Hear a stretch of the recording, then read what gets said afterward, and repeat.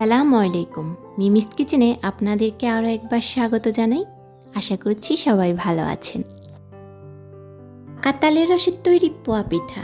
এই পোয়া পিঠাটা অনেক সময় তৈরি করতে গিয়ে মাঝখানে কাঁচা থেকে যায়, কারণ তালের রসের পিঠা অনেক সময়ই ভালো হয় না। আজকে ঠিকঠাক একটা গোলা তৈরি সহ তালের পোয়া পিঠা তৈরির রেসিপি শেয়ার করব। আশা করছি আপনাদের কাছে ভালো লাগবে এবং সহজও লাগবে। চলুন তাহলে কথা না বাড়িয়ে রেসিপিতে চলে যাই। এখানে আমি নিয়ে নিচ্ছি 2 কাপ পরিমাণ ভেজা চালের গুঁড়া। আপনারা চাইলে শুকনো চালের গুঁড়োও নিতে পারেন। সাথে নিয়ে নিচ্ছি 1.5 কাপ পরিমাণ ময়দা। দিয়ে দিচ্ছি 1.5 কাপ পরিমাণ চিনি। আর আমি এখানে 2 কাপ পরিমাণ চিনি নিয়েছিলাম, অর্ধেকটা রেখে দিয়েছি, মিষ্টি চেক করে তারপর দিয়ে দেব বাকি অর্ধেক। এখানে দিয়ে দিচ্ছি পাকা তালের রস, আর এই রসটা আমি অফ ক্যামেরায় তৈরি করে নিয়েছি। দিয়ে দিচ্ছি স্বাদ মতো লবণ, আর দিয়ে দিচ্ছি আমি এখানে নারকেল কোড়া। এখন এই গোলাটা তৈরি করার জন্য এখানে আমি কুসুম গরম দুধ নিয়ে নিয়েছি।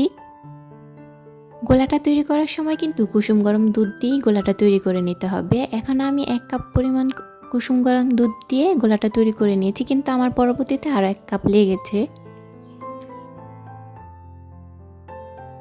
আপনারা চাইলে কিন্তু শুকনো চালের গুঁড়ো দিয়েও এই পিঠাটা তৈরি করে নিতে পারেন। এতে কিন্তু 30 মিনিট রেস্টে রেখে দিতে হবে।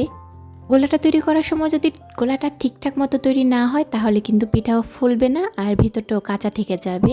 তাই অবশ্যই পিঠাটা ভালোভাবে গোলাটা তৈরি করে নেবেন। আমার কিন্তু গোলাটা তৈরি হয়ে গেছে। এখন এটাকে আমি 10 মিনিটের জন্য রেস্টে রেখে দিচ্ছি। আর চুলায় একটা প্যান বসিয়ে আমি এর মধ্যে পর্যাপ্ত পরিমাণ তেল দিয়ে নিচ্ছি। চুলার আঁচটা কিন্তু মিডিয়াম হিটেই রাখতে হবে, আর বাড়ানো যাবে না, কমানো যাবে না। একই তাপমাত্রায় এই পিঠাগুলোকে ভেজে নিতে হবে। গোলাটাকে 10 মিনিট রেস্টে দেওয়ার পরে এখন আমি একটা চামচের সাহায্যে গোলাটাকে একটু কাছ থেকে আপনাদেরকে দেখিয়ে দিচ্ছি যে কতটা ঘনত্ব হয়েছে।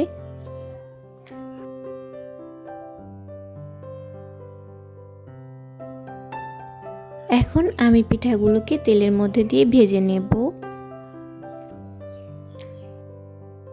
পিঠাগুলো তেলের মধ্যে দিলে কিন্তু নিজে নিজেই উপরের দিকে ফুলে আসবে, তার মানে আপনাদের গোলাটাও কিন্তু পারফেক্ট হয়েছে। এই তো দেখতেই পাচ্ছেন পিঠা কিন্তু নিজে নিজেই উপরের দিকে চলে এসেছে। আমি এখন উল্টে পাল্টে একটু সময় নিয়ে এগুলোকে ভেজে নিচ্ছি। আমি এভাবেই কিন্তু সব পিঠাগুলোকে ভেজে নিয়েছি।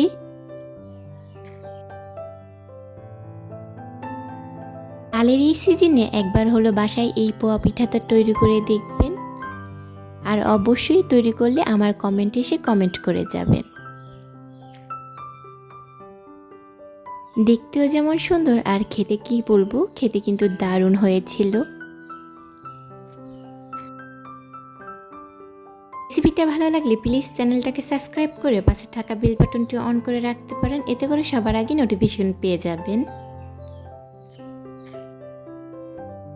আর মিমিস কিচেন মানে সহজ রেসিপি, আর রান্না তো সহজ হয় দরকার, তাই না?